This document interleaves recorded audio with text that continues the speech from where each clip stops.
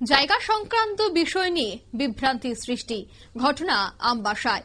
জানা গেছে এই আমবাসায় কালীবাড়ির পেছনে একটি জায়গা রয়েছে, আর সেই জায়গাতে মাটি দিয়ে ভরাট করছে আমবাসা উৎসব কমিটি। আর তা নিয়ে বিভিন্ন মহলে বিভ্রান্তি তৈরি হয়েছে। জানা যায় বহু বছর ধরেই এই আমবাসা কালীবাড়ি নাটমন্দিরে আমবাসার উৎসব হয়ে আছে। বিগত 3 বছর ধরে আমবাসা সবজি মার্কেটে করা হচ্ছে এই আমবাসার উৎসবটি, কিন্তু এবছর আমবাসার সবজি মার্কেট স্টলে নির্মাণ করা হয়েছে, যার জন্য আমবাসার ঐতিহ্যবাহী এই উৎসবের জায়গা নিয়ে সমস্যা তৈরি হয়েছিল। এই সমস্যা যেন দূরীকরণ করা যায়, তার জন্য আমবাসা উৎসব কমিটি কালীবাড়ির পেছনে একটি পরিত্যক্ত জায়গাতে মাটি ভরাট করে কাজ করছে। অন্যান্য বছর এই জায়গায় উৎসবে কাজ করা হতো, এবছর এই জায়গাতে মাটি ভরাট করে উৎসব করার জন্য।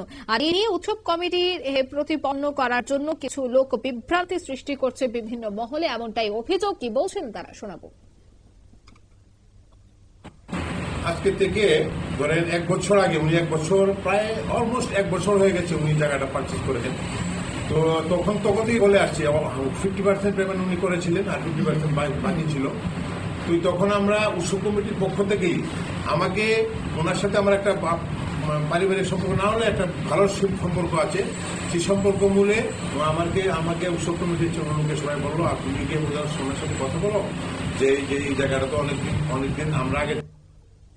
আপনারা শুনলেন তাদের এই বক্তব্য। আমবাসা কালীবাড়ি কমিটি কিন্তু এই বিষয়টা নিয়ে আজ এক সাংবাদিক সম্মেলন করেন এবং সেখানে সমস্ত বিষয় নিয়ে উৎসব কমিটি আমবাসাবাসীর উদ্দেশ্যে বার্তা দেয়। সবাই মিলে এই ঐতিহ্যবাহী উৎসবকে আরো এগিয়ে নিয়ে যাওয়ার পরিকল্পনা করতে হবে, সেই বার্তাই আজ রাখেন সাংবাদিক সম্মেলন থেকে। নিয়ে নিচ্ছে ছোট্ট একটি বিজ্ঞাপন বিরতির সঙ্গে থাকুন।